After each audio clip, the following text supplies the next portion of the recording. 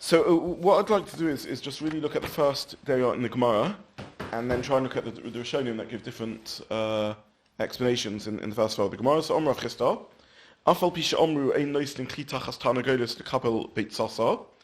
Even though they said that you cannot put a kli under a Tarnagolis to catch its egg, nonetheless, Kofa Olau Kli Shelo Teshava. You can put a utensil on top of it in order that it shouldn't break. Omar Rabba, my Talmud Rav Chisda, Ksova Tarnagolis Asuya Lahatil Beit Sasa Ba'ashba, Ve'ena Asuya Lahatil Beit Sasa B'mokum Bidron, Vatzola Matsuya Hitiru, Vatzola She'enu Matsuya Lo Hitiru. So a frequent Hatzola they allowed, an irregular Hatzola they didn't allow. Now, the Afal Pisha Omru Ein Nosin Kli Tachas Tarnagolis Kabel Beit Sasa. Where is this Omru? Where did they say that you can put that you cannot put a kli under a Tarnagolis to catch its egg? So both Rashi and Tosfos explain that there's no explicit Chazal that say this. There's not a Mishnah that they're quoting, but it's implied in our Mishnah, and that's what it means. Afal Pisha Omru. Afal Pisha Omru, in other words, midiyuka the Mishnah. That's how Rashi and Tosfos explain it. Now, what's the core chiluk of Rav Chisda, according to Rabbah, is a chiluk between Hatzola Matsuya and Hatzola She'enu Matsuya, a regular Hatzola and an irregular Hatzola. So what's the lomzus of this chiluk of Rabbah between a Hatzola Matsuya and Hatzola She'enu Matsuya? And I saw in Rishonim basically it seems there's four mahalchim in this. So really what I wanted to do today in Shiur is go through the four mahalchim of Tosfos. So the first mahalach in the Gemara is Rashi, and Rashi says that the real issa that's going on here is the issa that we learnt in the Mishnah. Rashi says that a kli is not nittel nittel, and for Hatzola Matsuya they allowed you to move a kli l'torich davar she'einu nittel b'Shabbos, and for Hatzola she'einu Matsuya they didn't allow you to move a kli for Hatzola she'einu Matsuya for kli she'einu nittel b'Shabbos. So Hatzola she'einu Matsuya is not its own issa. It's not some new issa. It's simply there is another issa floating around here, which is the issa we learned in the Mishnah of taking a kli for davar she'einu nittel. And Hatzola Matsuya is a heta, and Hatzola She'enu Matsuya is not a heta. So they waived the issa of notel davar, the davar She'enu nittel, in the case of Hatzola Matsuya, not in the case of Hatzola She'enu Matsuya. That's how Rashi learns the sugya. Now, I just want to remind you of what I said in the Mishnah, which is that we think of Muktza as being about an object. An object's either Muktza or it's not Muktza. But in truth, that's not the case. Tashmishim of an object, certain functionalities are Muktza and certain functionalities are not Muktza. At least in some cases, there are things which are completely Muktza for everything. In many cases, things are Muktza with respect to some uses and not Muktza with respect to other uses. So the svara of not allowing a kli to be taken for tzorich davar she'einu nittel is that with respect to that use, it's Muktza, effectively. It's not like a new halacha that you can't take a kli, the tzorich davar she'einu nittel. It's that with respect to the use of a davar she'einu nittel, it's a type of Muktza. That functionality is Muktza on Shabbos. A keli is omeid, a non-Muktza keli is omeid for any use, it's muchan for any use, but it's not muchan for use of tzorich davar she'einu nittel. Something like that is what's going on over here. This is how Rashi learns. Now, the Ran quotes Rashi, sorry. Yeah. But you haven't explained why he waives the issa. Correct. Yeah. So it's not explained. It's just at this stage we don't know. I don't know. I think the answer is that for whatever reason they held this issa is not chomer enough for something that's Matsuya, or you could say a svara that it's omeid for a hatzola of something which is motzoi. And therefore, it's not reasonable to say it's a type of mukta of sorts. It's not muchan for this tashmish, because if it's something motzoi, then it is omid for that use. But you're right. I don't really know. I don't really know what the svara over here is. But this is what Rashi says, that the issa is taking a kli for davar she'einu nittel, and for Hatzola Matsuya they didn't create the issa. Something like it was a weak enough issa that they didn't make it universal issa. They only made it an issa for Hatzola She'einu Matsuya, something like that. As far Rashi doesn't. You're right. Rashi doesn't really spell it out. Now, the Shitta Laran quotes Rashi. I apologize for the typos in the Shitta Laran. The Shitta Laran quotes Rashi. It says, Perish Rashi, Tuksava ein kli nitel elo l'davar nitel, inami also levatel kli meichano, elo batzola matsuya, kagoin lichvos kli ala beitza, b'shul shalit shaveh, avol batzola she'enu matsuya loy, ad kantor tvarov. So the Ran quotes Rashi as saying that Rashi on the Mishnah, don't forget, gave two possible explanations of why you can't put a plate under a kli under a lamp to catch the sparks. Rashi said either because you're moving that plate for tzorech davar she'eino nitel, whereas and that's why you can't do it, or he said because of mevatel kli meichano, when the sparks land on, when the dripping oil lands on the keli, it will become Muktza, and you're not allowed to make something Muktza on Shabbos because that's mevatel kli meichano, it's making something Muktza, it's forbidden. Rashi says it's like a drabonon of a melachot, it's like fixing something to the place, and therefore drabonon a bono or some other such thing. That's the second reason that Rashi says it.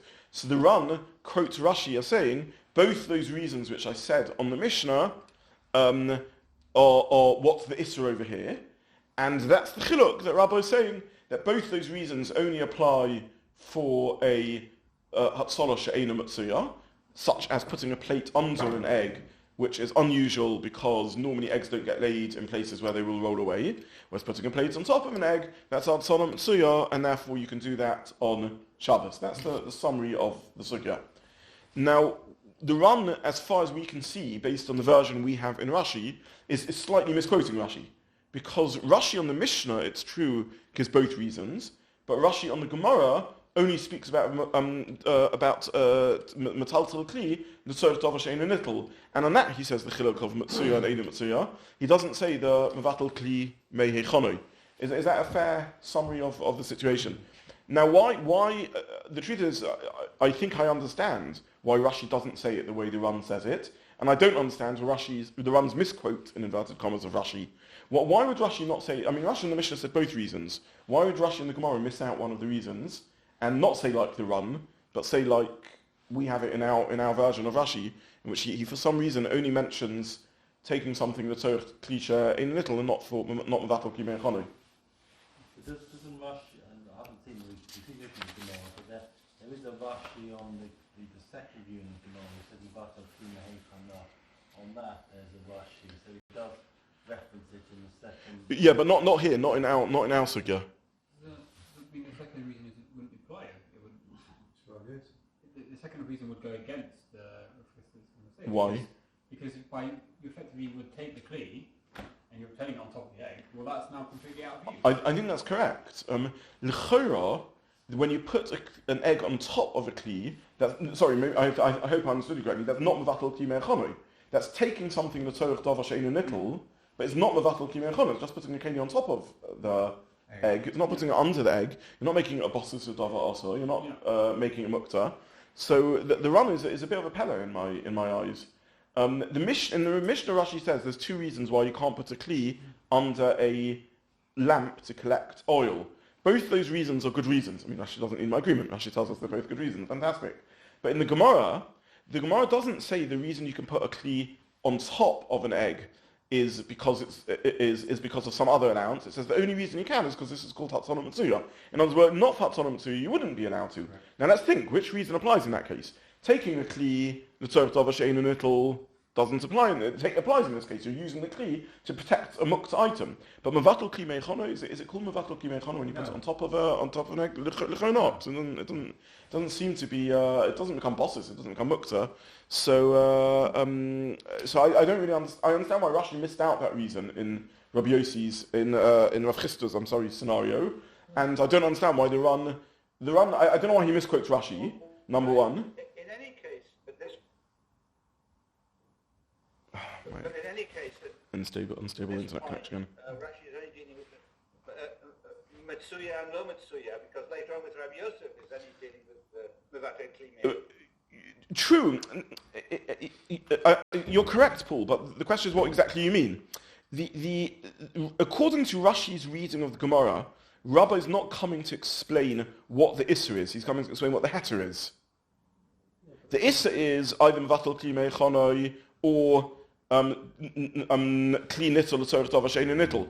All Rabbi is coming to say is that Rav Chisda holds there is a heta in the case of Hatzolah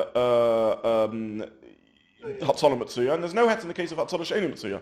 Now the Ran is Martik Rashi the way that we don't have in Rashi, and he says the issue is either of the Isurim that Rashi said in the Mishnah, but in the scenario of Tarnagolos, that those two reasons don't apply. Rashi, our version of Rashi seems correct. The reason of L'Tzorech Davar She'eino Nittel applies, but the reason of Vatal Kimei Chono doesn't apply. So I don't understand why the Ran misquotes in inverted commas Rashi, and I don't understand what the logic of the Ran's version of Rashi is. It doesn't seem to make sense. Why is it any worse than saying this is taking something with Davar She'eino Nittel when you're just covering it? Why? Because that's about functionality, what your intention is, what your use is. Your reason for taking it is L'Tzorech Davar She'eino Nittel, that's correct. You're not mevatel it meichono, it doesn't become dedicated to that. In the same way that's called Davar She'eino Nittel, but you're just covering it and it's not necessarily touching it. Why? Maybe I just want to cover it. So it's in the same way that you can say that it's Davar She'eino Nittel in sort of the broader sense that you're covering that Davar She'eino Nittel. Maybe that's also mevatel something there in comments. So at least the way we same sorry. Well, to support that, to say that you're still effectively being konveya the kli because it's stuck there for the rest of Shabbos. You can't use it. So why isn't it? Well, you can't because if you were to move it, you can't. Ruin Then the whole point of of it. So Yeah, therefore, you're effectively being konveya it for the whole of Shabbos. Therefore, it is mevatel kli meheichon. Okay, I hear your logic, but I'm not sure it's correct, and I'll tell you why. There's no issur on Shabbos to take a bowl and fill it with spare salad, leftover salad, and put it in your fridge. Now, you may have no intention of eating the salad the rest of Shabbos, but you haven't made it kavua b'mkoma, that you're using it. You decide to use it for now, and if you wish to, you can switch its use.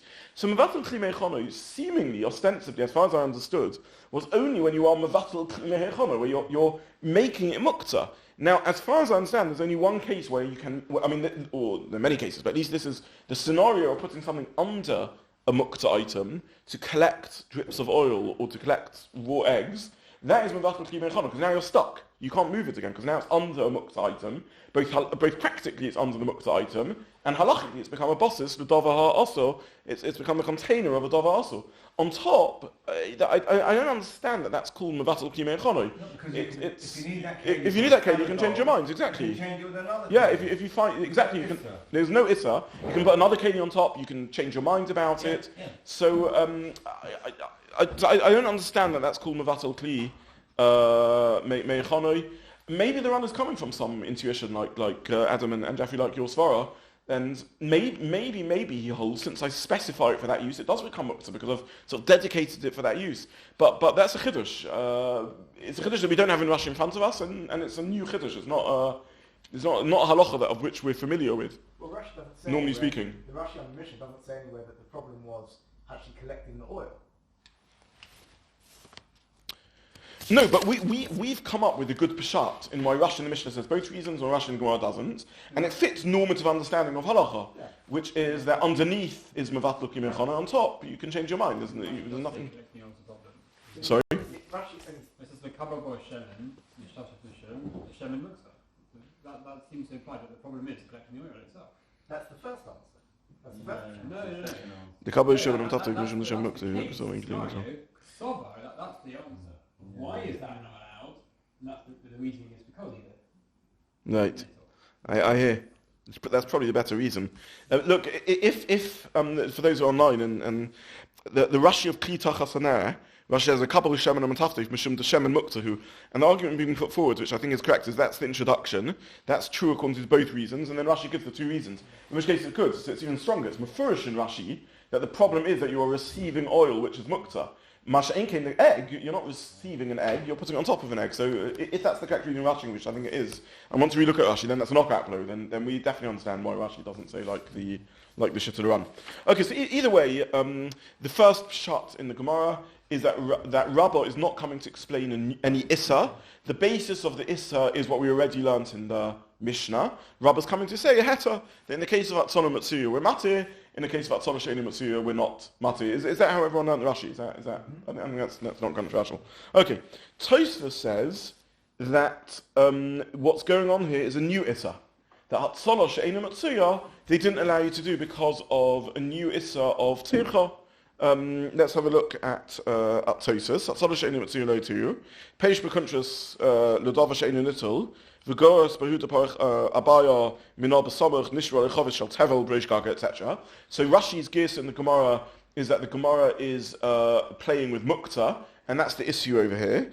However, if you have a gears in which we're not talking about Tevel, and we're not talking about gears Muktza, the issue over here is not Muktza. This is not a Muktza sugya at all. Rav Chisda is Rabba's reading of Rav Chisda is that what's going on here is not Hilchas Muktza. It's a new halacha of a new Issa that Hatzalah She'eina Matsuya, they didn't allow one to be Tereach Ba, and there's a new Issa of Techa.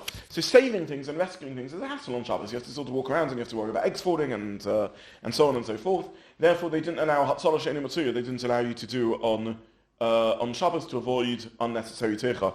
So Tosfos Pshat in the Sugya is that Rabbi is saying that Rav Chisda is inventing a new Issa. Rav Chisda's halacha of putting a plate on top of the egg is not a halacha of Muktza, because we're not dafka talking about Muktza, even with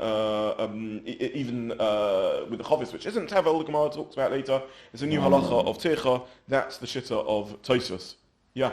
I don't think you translated at all Hatzalah She'eina Matsuya. Yes. Is it clear whether that is the solution or the problem, or is the scenario Eina Matsuya? What is it which is not Matsuya? I'm not 100% sure, which is perhaps why subconsciously I was being a little vague. So thank you for sort of bringing that out. So whether it's the solution or the problem or the scenario, in a sense, is this machlokas rishonim that we're learning. That's point number one. Now, why there's a difference in Hilchas? Let's go with Tosfos example. Why there's a difference in Hilchas Tircha between whether. So if there's a heta, if let's say we go with Rashi that the Issa is Muktza, then you can understand that they were matir for something frequent and not matir for something infrequent. That sort of makes sense. If it's Tircha, I'm not quite sure what the exact svara over here is. Why should it make a difference in Tircha whether it's frequent or infrequent? Unless they're saying they don't want people walking around worrying about every far-fetched event that can happen. That will end up as a hassle on Shabbos. So to put plate under chickens to catch eggs on a midron, that's Hatzalah She'eina Matsuya, and that's sort of getting you into some sort of Techa mode or the whole type mode, and you're worrying about every possible scenario where something that's likely that they allowed to, that they didn't create the Issa. Or does Tosfos mean akin to Rashi? There's a new Issa of Tircha, but they were makel with the Issa in the case of Hatzalah. I'm not 100% sure how to read Tosfos. What I'm clear on is that according to Rashi, there's no new Issa over here. It's just Muktza with an allowance of Matsuya. According to Tosfos, my gut feeling is that in cases of Matsuya isn't called a Tircha because that's not a hassle. That's a reasonable thing to do. Whereas Eina Matsuya means that you're getting Shabbos to thinking about every scenario. That's not what Shabbos is meant to be for. That's what I think is the reading. But I'm not 100% sure. Yeah. How does Tosfos understand the first statement about Chisda? It says Afal Pisha Amru in Otzim, because we so far have understood that that's based on the Mishnah. Yes. It's dealing with the case of not Tircha, it's dealing with Muktza. So Tosfos also understand that half of the scenario of the aim you're not allowed to place it is still a case of Muktza, but where Rav Chisda allows you is just a case of Tircha? I'm not 100% sure because Tosfos is explicit like Rashi of the Diyuka. Tosfos the Masechet Afal Pisha Amru Chachamim says like Rashi that where does Amru Chachamim? The answer is in the Diyuka, the Masnisin. But you're correct. How is Tosfos learning that Diyuk? Now, when Tosfos says that the Issa is Tircha, but the fact is that Beit Shenolda B'Shabbos is Muktza. So again, I don't know. Again, I don't know the answer to your question. L'chura, Tosfos who says that there's a new Issa Tircha floating around over here, which they were matir for Hatzalah Matsuya, didn't consider a Tircha at all. But the scenario of Eina Matsuya, which is catching the egg underneath, also happens to be a Muktza case. So I don't know. I'd rather gentlemen of the chaburah, both online and offline. You tell me. I don't know. Anyone have any answer to that? By Beitza, you're saving something that's worth something. That's a nice chiluk, but that's But that's It's not what, and once it got rocked to that Kelly, you don't even want to do anything with it anymore. You can't. that's a nice chiluk, but not a chiluk in this stage of the Gemara. The Gemara doesn't say the chiluk of value or usefulness or anything like that. That's Yitzchak's chiluk. It's not the Gemara's chiluk. So in Rabbah, that's not the pertinent distinction. So what is this over here? And let's look. She says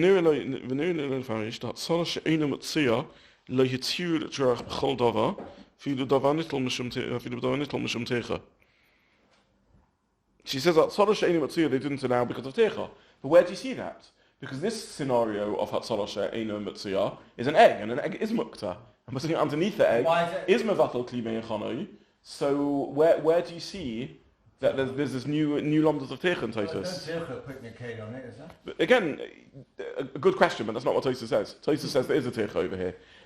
You're right, it's a minimal techa, just putting an egg on top. But they didn't want you to do it. That's called a techa. Even a minimal techa is a hassle. They don't want you on Shabbos spending your time dealing with every far-fetched possible problem that could occur. It's a natural thing for chicken to lay eggs every morning, isn't it? But it's Hatzalah She'eino Mitzuyah for it to lay on a slide. Who keeps their chicken on a slope where an egg will roll? Right. You keep a chicken on a bale of hay where you train your chickens to lay their eggs there. You put food there, whatever, till they nest there. So I don't know. I don't know the answer. Could be walk there middle of the night and you went to look for it. Again, I know it's an unusual habit.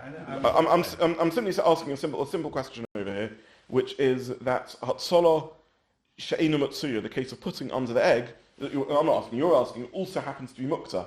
So we've quoted Tosfos correctly, but we're still left with a bit of a puzzle, which is how does he read the Gemara? Because the fact is that under the egg is Muktza. Okay, we then have a third mahalach in the Gemara, which I printed both the Ramban and the Ran. If I can find my source sheets now, I printed both the Ramban and the Ran as saying this, because the Ramban and the Ran themselves, after quoting Rashi, argue on Rashi. Let's just have a quick look in the Chedushei Ramban. He quotes Rashi and says, "Ve'ein zenochen chadar number one de imkein lisni shel tevel." The same question really as Tosfos asked, that you get caught up in the issue of whether the next example of the Gemara is Muktza at all. If it's talking about Tevel, Tevel is Muktza. If it's just talking about non-Tevel, then it's not Muktza at all. And secondly, he asks from a Gemara later on and so on. So he says, as does the Ran, that the reason of Rabbah is because with every tircha, there's a chashash that you'll get with every hatzalah, there's a chashash that you'll get so bohul, so panicky and rushed by the need to hatzalah, that one will end up doing a melacha. So this is based on a Gemara in Perek Kol Kisvei, in which the Gemara created an Issa Drabanon to rescue objects from a fire, even though removing clothes or furniture, or whatever it should be, or food is not a malach, you're just removing it from a fire. Nonetheless, Chazal understood that a situation of fire, people are bohul, they're panicky and rushed, and therefore they may come to a malach and they may end up being mechaber, putting out the fire or the like. Says the Ramban and the Shittul Ran that we have the same chashash here. The reason why they didn't allow Hatzalah She'eino Mitzuyah is because they didn't want people to engage in rescue efforts on Shabbos, because rescue efforts are dangerous, people become bohul, and therefore liable to do a melacha. Which melacha in this case is no fire to put out? The answer is the melacha of carrying on Shabbos, because you may end up carrying something in a Rishus Harabim. So in this mahalach also, Rabbah is not learning Hatzalah She'eino Mitzuyah, as another Issa and a lack of a heta. He's learning this is the Issa itself. There's a new Issa called Hatzalah. Like Tosfos. Tosfos says there's a new Issa called Hatzalah because Hatzalah is a tircha. The Ramban and the Ran say there's a new Issa called Hatzalah because Chazal created the Rabbanon not to engage in Hatzalah efforts on Shabbos because of the Issa of a Gezerah of Bahul. In the panic, you'll end up doing Malacha. I know I'm going a little over time, but I just want to use the last couple of minutes, given that we started late, just to finish off the fourth pshat in the Sukkah, which is the Rashba. Even though I printed the Rashba here, it's a Rashba really later on in the Gemara, but not through my own Bekias, but through a Likut Sefer. I saw this Rashba. Unfortunately, I'm not a Baki in Rashba's 3 daf ahead of what we're learning at the moment. But the Rashba later on gives a new Mahalach in our Gemara, and at the end of the Rashba, he says that the Isra over here is because a Kli can't be taken Shalom Torah at all. There's a new Issa which is, and again, it ties into what we've been spoken about, that a non-Muktza keli, and which means it's muchan for uses, simply means it's by default muchan for all normal use. But taking a kli shaloi l'tzorech klal is a type of Muktza. Again, I want to emphasize, I said at the beginning, Muktza is not an on-off state. It's not that an object either is or isn't Muktza. What we need to get our heads around as we learn this perek is that there's tashmishim for which things are Muktza. So the Rashba has a tzad. At the end of the piece of the Rashba, he pushes away the tzad. But the Rashba has a tzad in Halacha that a non-Muktza keli, translation of a non-Muktza keli is that for all its uses, it's omeid for any possible use. But to move a keli for something useless, it's Muktza. A keli isn't omeid for non-use. And therefore to move a keli to protect a far-fetched use is called a non-use, is a using a keli shaloi l'tzorech, and even a non-Muktza keli can't be used shaloi l'tzorech on Shabbos. If we lived in the Rashba's universe, in his understanding of Rabbah, you can't just take a fork and pick it up and play with it on Shabbos, because a fork is muchan for eating with. It's non-Muktza, so it's muchan for any proper use. If you need to use your fork as a one-off, as a door stopper, you can do so because it's muchan for that. But just to move it, shaloi l'tzorech klal, it would be Muktza for that, because even a non-Muktza keli is Muktza for non-use. That is the Havamin of the Rashba, and this is actually the main reason why I printed this Rashba and showed it us here, even though it's a Rashba that we'll see later. It's a fourth Pshat in our Gemara, so it's worth knowing. But also, again, it just opens us up as we're beginning to dip our toes into Muktza to realise that there's a new type of Muktza, which the Rashba, one of the Gedolim Rishonim, holds as a possible Pshat in Rabbah, that Rabbah held that moving something for non-use is Muktza. Very, very fascinating and sort of eye-opening in what Muktza is. So we'll stop here for today, and I'm sorry, I see people are having trouble with the recording. I'll try and upload a clearer version of the recording. So apologies for that.